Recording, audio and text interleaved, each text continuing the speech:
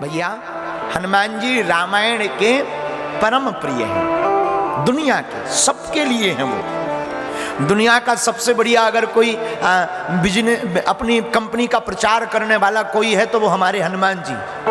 लंका में हनुमान जी अपनी कंपनी का ऐसा प्रचार ठोके भैया, ऐसा प्रचार ठोके, तेल रावण का, बाती रावण की, कपड़े भी रावण के, लंका भी रावण की, एडवर्टाइजमेंट राम जी का।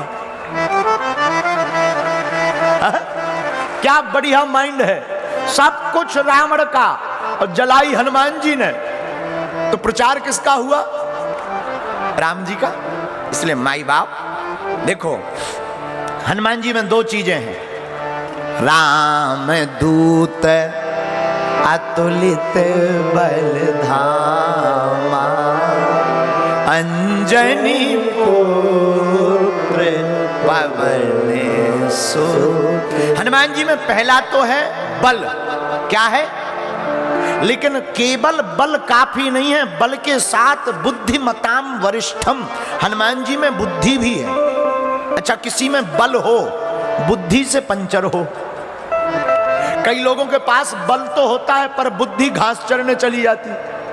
फिर होता क्या, बल बहुत हो और बुद्धि ना हो तो या तो आदमी जेल में रहता है या हॉस्पिटल में। भाई बल बहुत हो, बुद्धि का प्रयोग ना करें और किसी गरीब को मार दे वो मर जाए तो जेल में। और बल बहुत है, बुद्धि नहीं है, किसी बहुत बड़े मोटे तगड़े को मार दिया तो वो दे चमाटा, हड्डी पसली निकाल दे, आते बाहर निकाला तो हॉस्पिटल में। हनुमान जी में दोनों हैं, बल भी है बुद्धि भी है। उसी प्रकार भारत में रहने वाले लोगों से हमारी प्रार्थना है, मेरे पागलों तुम बल तो अपनाओ, बल का प्रयोग करो, बल को एकत्रित करो, शारीरिक बल, धन बल, धर्म बल और समाज का बल, लेकिन बल के साथ साथ बुद्धि का भी प्रयोग करो। कब क्या करना है आप किसी भी रण में नहीं हारेंगे,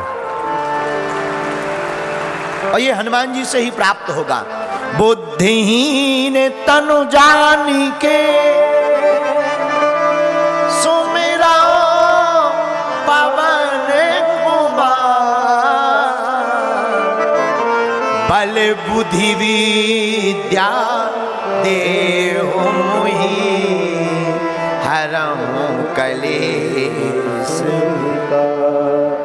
तो सुंदर कांड पर हम लोग कथा सुन रहे हैं। तो कल कहां तक कथा सुनी आपने? बाग उजारने तक। कहां तक? लागी देख सुंदर फल। हनुमान जी को भूख नहीं लगी, भूखा लगी, बड़ी वाली भूख। और एक बात बोले, हनुमान जी का अवतार किस लिए हुआ? राम काज लगी तब अवतारा, सुनते ही भय पर्वताकारा, सुनते ही भय पर्वता। राम के काज के लिए हनुमान जी प्रकट भय। तो हनुमान जी बल का भी प्रयोग करते और बुद्धि का भी। राक्षसों के बाग में जब अशोक वाटिका में हनुमान जी बाग में फल खाने घुस गए तो एक राक्षस ने कहा, देख देख देख बंदर आया है। दूसरा बोला, सो जाओ, बंदर ही तो है। और कई बार हम लोग भी संकट को देखकर ऐसे ही सो जाते, संकट जब बड़ा होता है तब जागते। दूसरा बोला, अरे देख देख देख बंदर फल खा रहा है। ओ भूत भैया, ये भूत भैया भैया यहीं बैठा लो, भूत भैया को यहीं विराजमान कराओ, विराज जाओ, बैठ जाओ, आसन ले लो भूत भैया।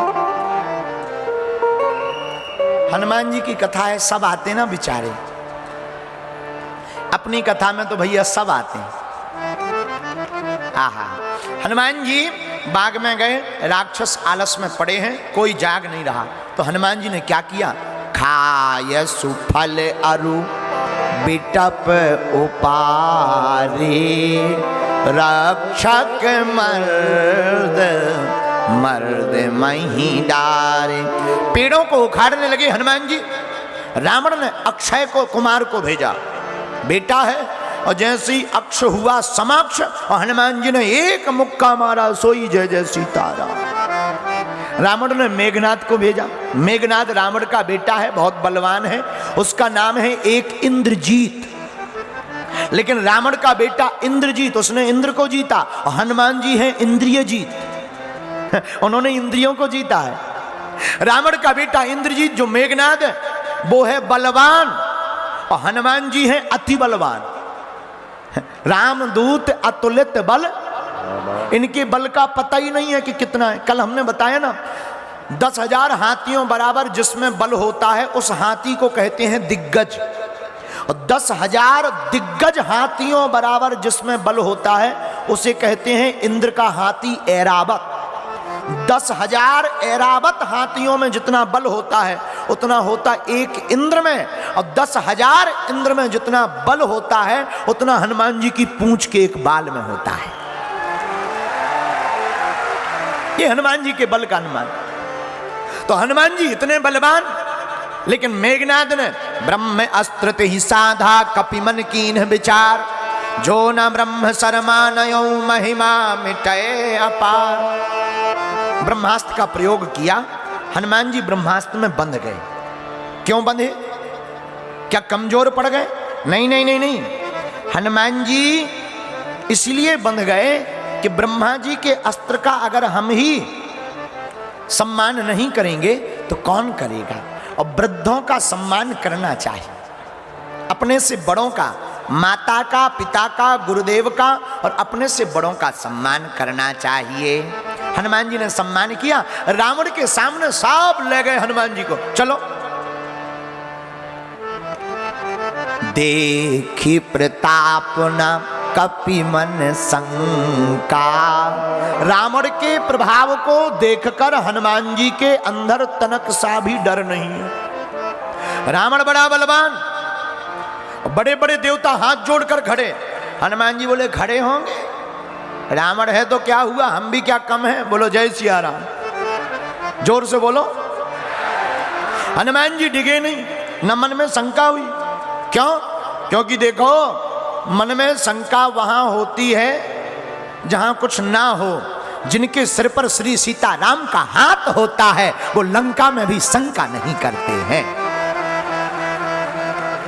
हमारे परम पूज्य गोस्वामी, परम पूज्य गोलोकवासी संत श्री राजेश्वरानंद जी कहते हैं, सिर पर सीताराम फिकर फिर क्या करना, सिर पर सीताराम फिकर फिर क्या करना, क्या करना क्या करना, फिकर फिर क्या करना, तेरे बिगड़े बनेंगे काम, फिकर फिर क्या करना, मेरे सिर पर सीताराम फिकर फिर क्या करना। पितु रघुवर श्री जानकी मैया, अब क्यों परेशान हो भैया, अतुलित बल के धाम, फिकर फिर क्या करना।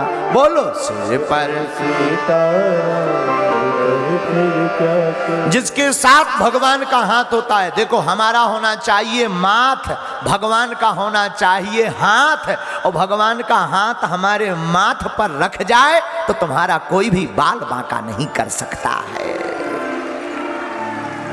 बोलते रहेंगे पर कर कुछ नहीं पाएंगे। बोलने वाले ने तो प्रभु श्री राम को भी नहीं छोड़ा, पर हम आपको कब छोड़ेंगे। लेकिन वो राम है, हम लोग आम हैं। आम होते हुए भी अगर प्रभु पर भरोसा रखेंगे तो हमारा बाल बांका नहीं होगा। उसी प्रकार हनुमान जी रावण के सामने खड़े हैं। रावण बोला तुम्हें डर नहीं लग रहा? हनुमान जी बोले तुम्हें नहीं लग रहा? रावण बोला हमें नहीं लग रहा, पर तुम्हें डर नहीं है, तुम्हारी मृत्यु हो जाएगी। हनुमान जी बोले देखा जाएगा, मरना तो सबको ही है, अगर तुम्हारे हाथों ही मरना है तो नो प्रॉब्लम। रावण ने मृत्यु को खड़ा कर दिया बगल में, हनुमान जी के बगल में। हनुमान जी ने मृत्यु को देखा, धीरे से बोला जय सिया राम। रावण बोला अब डर लग रहा, देखो मौत तुम्हारे बगल में खड़ी है।